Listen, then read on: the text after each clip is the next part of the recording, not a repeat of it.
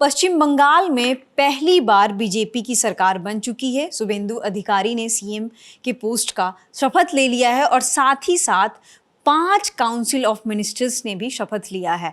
तो हमारे साथ शुभम है। शुभम, पहले ब्रीफली बता दिए कि वो कौन से 5 मिनिस्टर्स हैं। मेरे साथ ऋतु भी हैं, तो ऋतु भी बताएंगी।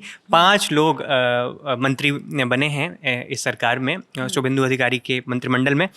इसमें एक पहला नाम तो दिलीप घोष का है। कौन है ये, क्या है, थोड़ा थोड़ा बता देंगे हम लोग, लेकिन नाम पहले बता दें। दिलीप घोष। महिला के तौर पे अग्निमित्रा पॉल, उनकी पहचान इसके अलहदा भी है, महिला सिर्फ पहचान नहीं देखनी चाहिए। तो अग्निमित्रा पॉल।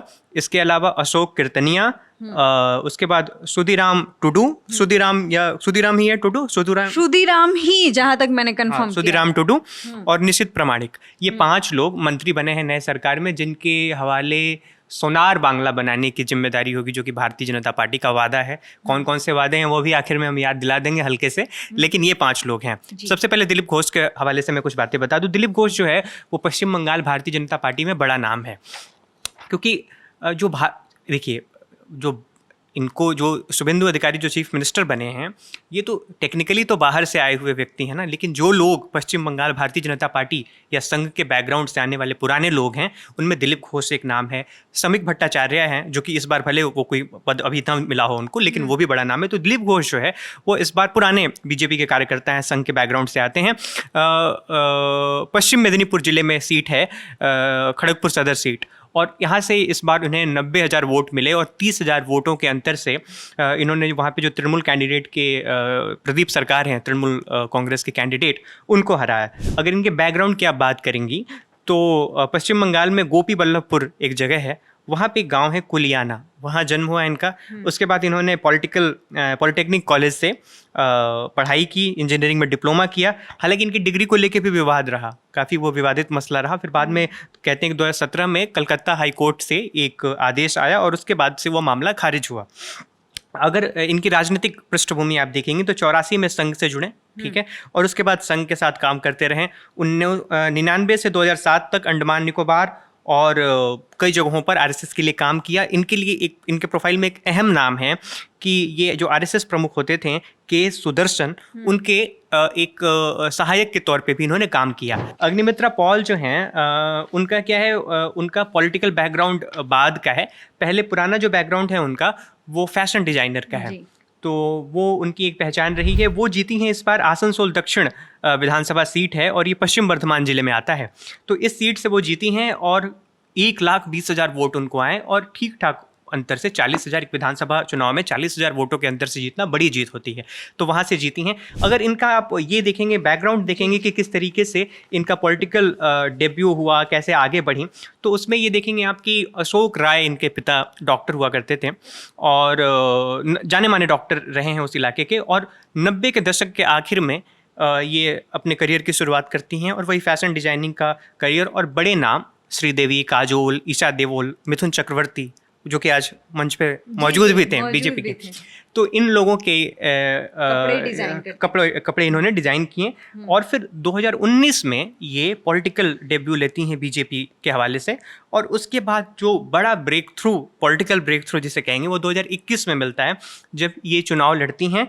और चुनाव किसके सामने लड़ती हैं, तो तृणमूल कांग्रेस उस समय सायोनी घोष, तो उनके खिलाफ 2021 में 2019 में 2021 में चुनाव लड़ा। 2019 में इन्होंने बीजेपी ज्वाइन किया था, और उसमें इन्होंने सायोनी घोष को हरा दिया था। बाद में सायोनी घोष फिर लोकसभा चुनाव लड़ी और जीत गई, लेकिन वो एक अहम, क्योंकि दोनों बोलने वाले जुझारू महिला और जुझारू लोग थे, तो भारतीय जनता पार्टी को पश्चिम बंगाल में एक ऐसे महिला फेस की दरकार थी। तो एक और नेता है निशित प्रामाणिक, और ये भी, इनका भी वैसी ही एंट्री हुआ जैसे शुभेंदु अधिकारी का हुआ है। मतलब पहले ये तृणमूल कांग्रेस के हिस्सा थे और बाद में ये बीजेपी ज्वाइन किए। और ये चीज़ देखने वाली शुभम ये है कि जो भी 5 मंत्रिमंडल के लोगों ने शपथ ली है, उनका अगर हम सोशल प्रोफाइल देखेंगे तो they all belong to a different communities. सबके डिफरेंट कम्युनिटीज़ हैं। जो हमारे पश्चिम बंगाल के सीएम हैं वो भद्रलोक समाज से आते हैं, यानी कि ब्राह्मण समाज से आते हैं। अग्निमित्रा पॉल के बारे में बताया तो महिला के साथ साथ कायस्थ कम्युनिटी से भी आती हैं, और आपने दिलीप घोष की बात की तो वो ओबीसी कम्युनिटी से आती है, जो कि बंगाल में काफ़ी एक सिग्निफिकेंट पॉपुलेशन है। और इनके अगर कम्युनिटी की हम चर्चा करेंगे तो ये राजवंशी कम्युनिटी है, जो कि बंगाल में शेड्यूल्ड कास्ट के अंदर कैटेगराइज्ड है। और इनका अगर हम इतिहास देखेंगे तो काफ़ी एक विविड हिस्ट्री है। राजवंशी का एक तबका है जो वो अलग ही राज्य की मांग करता है, और इनका भी जो इतिहास जुड़ा है वो माइग्रेशन से जुड़ा है।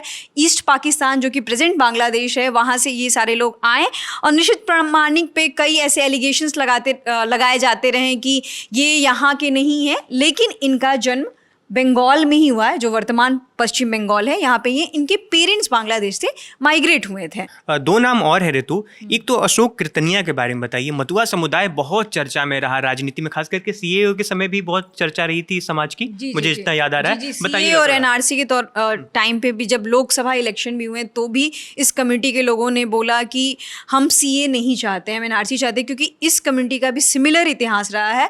क्योंकि यहाँ पे इस कम्युनिटी के भी मैक्सिमम जो लोग हैं वो भी माइग्रेटेड हैं, और ये उन्हीं एरियाज में रहते हैं जो बांग्लादेश से जुड़ा हुआ एरिया है।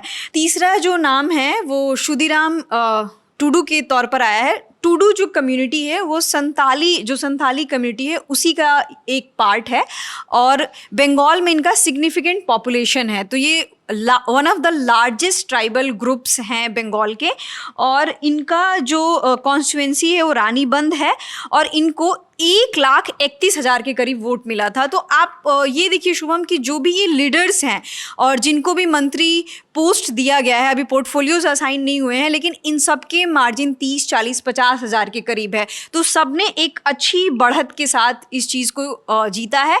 और शुदीराम टुडू जो है वो डेब्यूटेंट है, मतलब कि वो एमएलए के तौर पे भी डेब्यूटेंट है और मिनिस्टर के तौर पे भी डेब्यूटेंट है। और इनका भी अगर देखें तो जो ये क्या कहते हैं, तथाकथित रूप से मार्जिनल सेक्शन से ये लोग आते हैं, और इन लोगों का जब हम वेशभूषा और एक असर्शन हमने आज एक मंच पर देखा कि इनकी जो भी आइडेंटिटी थी, जैसे कि इनके कम्युनिटी का गमछा हो, वो ये सारे लोग पहनकर आए थे। तो एक तरीके से हम कह सकते हैं कि इन्होंने अपना एक कल्चरल रिप्रेजेंटेशन भी पेश किया है। और बंगाल की राजनीति में हमेशा एक तरह का ये विवाद रहा है कि भद्रलोक ही वहाँ के सीएम रहे हैं, और इस बार भी बीजेपी भी आई है तो वो कोई डिफरेंट पैमाना तो सेट नहीं किया। हालांकि वो बीजेपी के पहले चीफ मिनिस्टर हैं, लेकिन ये 9वें चीफ मिनिस्टर हैं, और अब तक से जितने भी चीफ मिनिस्टर्स आए, चाहे वो लेफ्ट के हों, चाहे वो टीएमसी के हों, चाहे वो कांग्रेस के हों, और अब बीजेपी के हो, सभी लोग भद्रलोक कम्युनिटी से है। और भद्रलोक कम्युनिटी को अगर हिस्टोरियन के लैंग्वेज में बोले, शेखर बंदोपाध्याय के लैंग्वेज में बोले, तो 3 कम्युनिटी को भद्रलोक के तौर पर आइडेंटिफाई किया गया है। एक है ब्राह्मण, दूसरे हैं वैद्य, और तीसरे हैं कायस्थ। तो इस तरीके से भद्रलोक कम्युनिटी से ही सीएम रहे हैं। तो इस वीडियो में फिलहाल के लिए इतना ही। आगे जो भी अपडेट होगा ललन टॉप आपको पहुंचाता रहेगा। आपकी जो भी राय हो कमेंट बॉक्स में जरूर बताएं। धन्यवाद।